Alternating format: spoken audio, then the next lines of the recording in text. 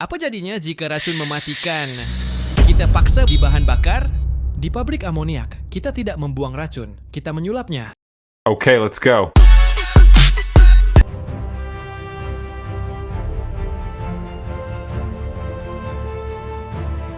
Gas yang keluar dari dapur neraka reformer memang kaya akan hidrogen. Tapi, dia membawa penumpang gelap yang sangat berbahaya, karbon monoksida, CO. Bagi manusia, gas ini bisa mematikan dalam hitungan menit. Bagi pabrik amoniak, sama saja. CO adalah racun kontak yang akan membunuh katalis di area sintesa nanti. Jadi, sebelum lanjut, kita harus melakukan operasi purifikasi. Uniknya, kita tidak membuang CO ini, tapi kita akan mengubahnya menjadi hidrogen tambahan. Kok bisa? Mari masuk ke area shift converter. Tahap pertama, gas panas masuk ke high temperature shift converter, 104D1. Suhu di sini sekitar 370 derajat Celcius. Di dalam vessel ini, terdapat tumpukan katalis besi Fe, iron chrome. Di sini terjadi reaksi kimia ajaib yang disebut water gas shift reaction.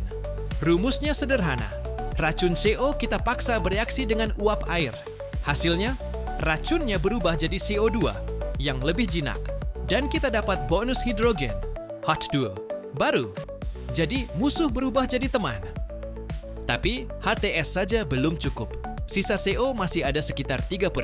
Kita harus bersihkan lagi di low temperature shift converter.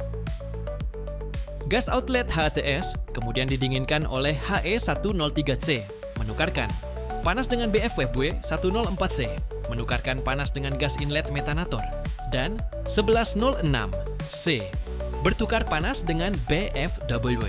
Pada line proses gas antara 103C dan 104C, terdapat suatu fan line yang dipergunakan pada waktu startup atau emergency, yaitu untuk membuang gas outlet 104D ke udara. Fan line ini dilengkapi dengan motor operated valve, MOV7, yang dapat dikendalikan dari control room dengan menekan tombol PB 108. Gas proses kemudian masuk ke LTSC dengan katalis CuO. Sisa TO akan dirubah menjadi CO2. Ini adalah alat yang paling manja di pabrik. Katalisnya terbuat dari tembaga, koper. Dia sangat hebat mengubah sisa CO menjadi hidrogen. Tapi, dia sangat benci panas. Suhu di sini harus dijaga rendah, sekitar 200 derajat. Kalau suhu naik sedikit saja di atas 230 derajat, katalis ini bisa rusak permanen, sintering. Makanya, operator di sini matanya tidak boleh kedip melihat indikator suhu. Baiklah, kita lanjutkan materi kita ke unit CO2 removal. Oke, racun karbon monoksida, CO, sudah kita ubah menjadi karbon dioksida, CO2, di shift converter tadi. Aman? Belum tentu. Gas yang keluar dari LTS sekarang mengandung banyak sekali CO2, bisa mencapai 18%.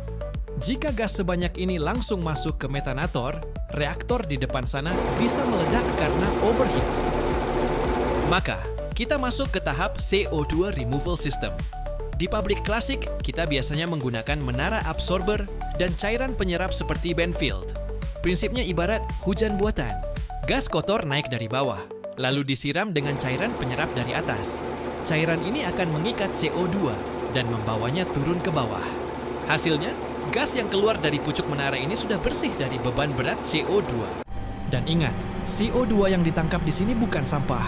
Gas CO2 ini kita kumpulkan, kita murnikan di menara stripper, lalu kita kirim ke pabrik sebelah sebagai bahan baku utama pembuatan pupuk urea.